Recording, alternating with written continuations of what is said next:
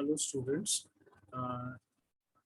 आज हम लोग देखेंगे कि एक software what are the different types of software life cycle models and how what are the advantages of particular model and what are the disadvantages of particular models, because there are a number of software models that are used. First of all, I shall tell you what is the actual definition of software development life cycle as per the IEEE standard. IEEE standard. The software life cycle is the period of the time that start when a software product is conceived and end when the product is no longer available for the use. The software life cycle typically include a requirement phase, design phase, implementation phase, test phase, installation and checkout phase, and operations and maintenance phase, and sometimes retirement phase. तो software life cycle की बात करें तो like a human life cycle, जब इंसान पैदा होता है वो अपनी लाइफ साइकिल पूरी लाइफ जीता है, चाइल्डहुड, एडल्टहुड, फिर after senior become a senior person and old age, then finally when he died. That's called the life cycle of human. Similarly, the life cycle of the software is the period or the time when we start or start of designing the software product and ends when software become obsolete or no or we can say that no longer available for use. The whole cycle is called the software life cycle. A software life cycle is a particular abstraction that represents a software life cycle. A software life cycle model is often called a software development life cycle. The software life cycle is also termed as the software development life cycle, or in short, the SDLC models. So now I'm going to discuss you about some of the basic software SDLC model. The one of the very common method is the build and fix model. I shall discuss a number of different software development life cycle model, but here I am going to tell you that first one is the build and fix model. ये बहुत अच्छा simple सा approach है कि जब आपको कुछ specification के साथ एक प्रोजेक्ट बनाना होता है, instead of focusing on designing और the project you start directly working on it. And here उसमें आप क्या करते हैं, फर्स्ट फेज में आप क्या करते हैं, उसको दो फेज होते हैं इसके अंदर. There are two phases in this model. The first phase is the write code and the second phase is the fix code. Fixing in context may be error correction. Suppose you first code, then you find out the bug into that code, and here there is a cycle. After building, you build some few more lines, and after that you again find out the fault in that lines. Like this you keep on going. This approach is very naive approach, and this approach may work for the simple small program or project which is around 100 or 200 lines of length, but this does not work for the larger size project, because after क्योंकि होता है when you are coding without a proper design aspect, after a time when you find a number of bugs, you get confused over that. Because for the large project, whenever you type a new line, it create a lot of error, because you must be familiar with the C language. You can easily find out if there are 100 lines, all are correct, just small, if you miss a simple semicolon of a statement, then that line creates error. So if the program size increases, and if you do not divide the design the software in modular way or in particular format clearly, then you get confused where the actual error is.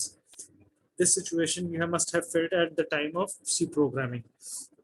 So the cost of the development using this approach is very high as compared to the cost of properly specifying the design product, because somebody thinks that the project is very simple, then he can proceed without designing.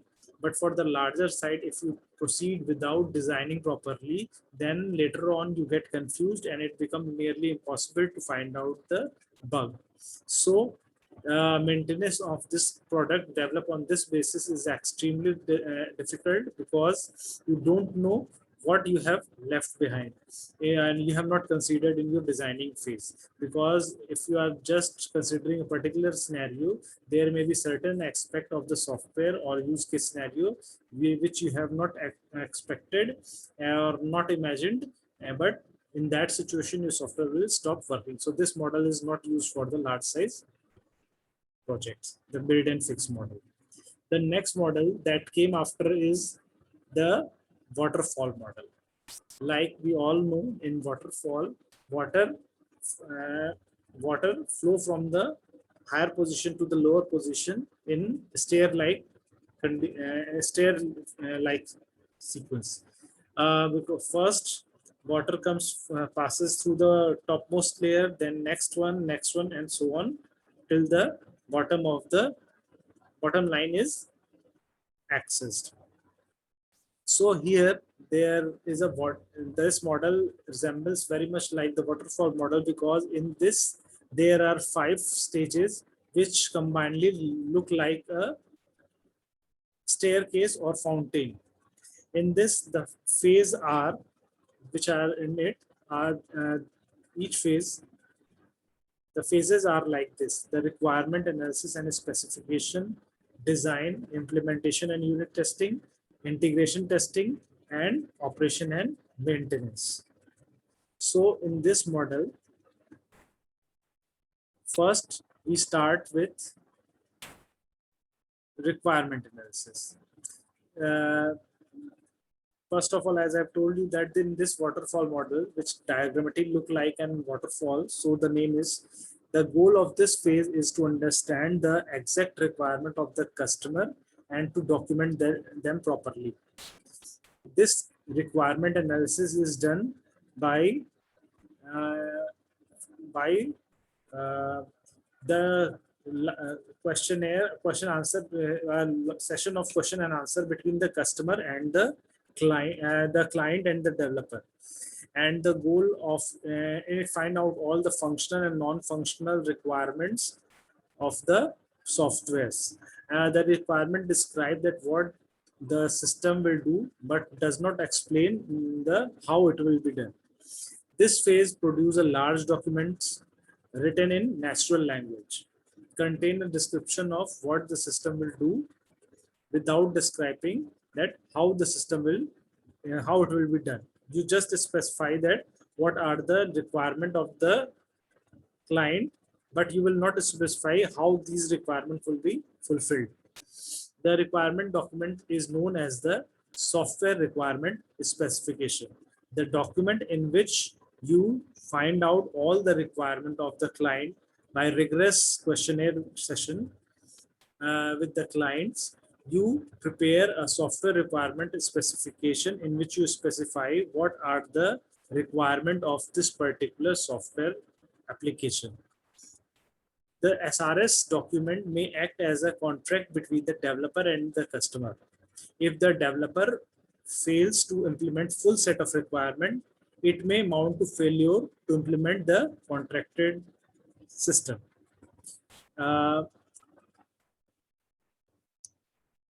Suppose this SRS documents is like the contract between the developer and the client.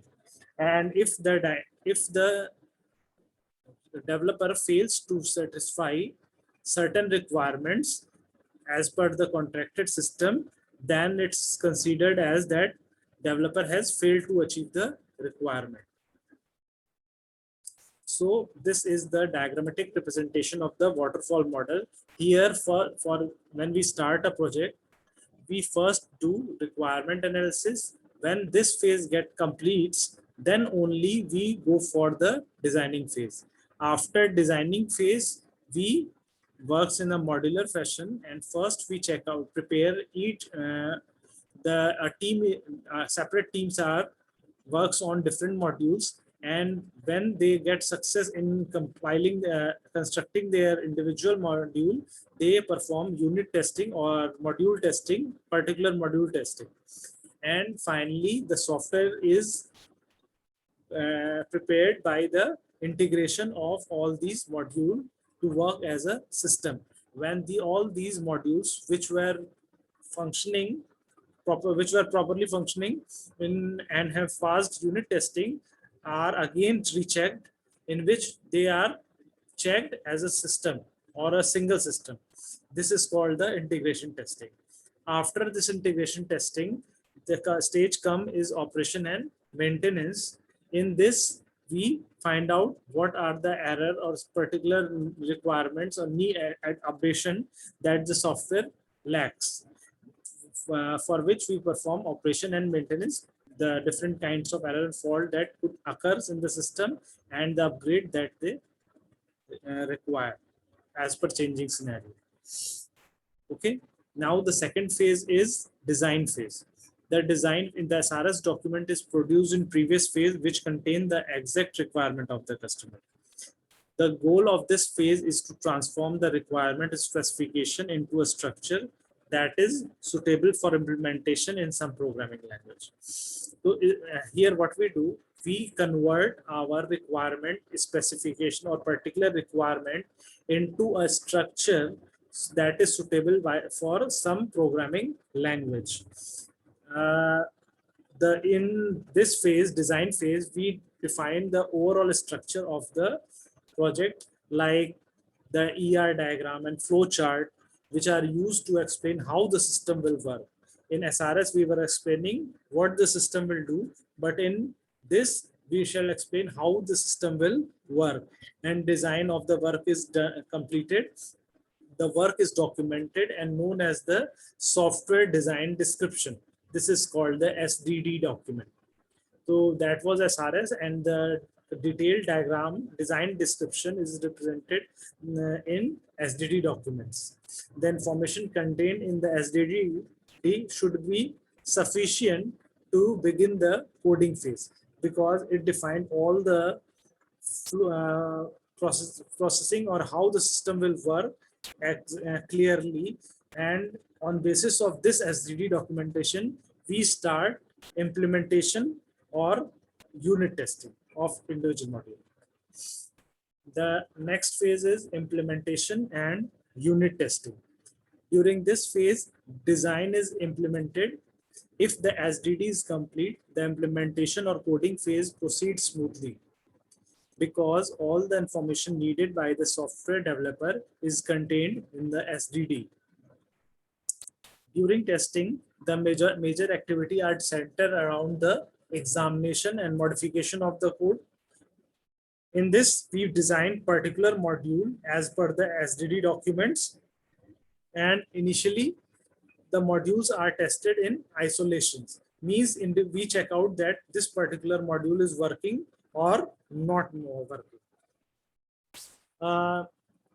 But if we check a module independently, this testing is termed as the unit testing, and it is very different from the testing which is done overall the system. Suppose one module is working properly, but it is quite possible that when we integrate this module with other modules, then it stops working.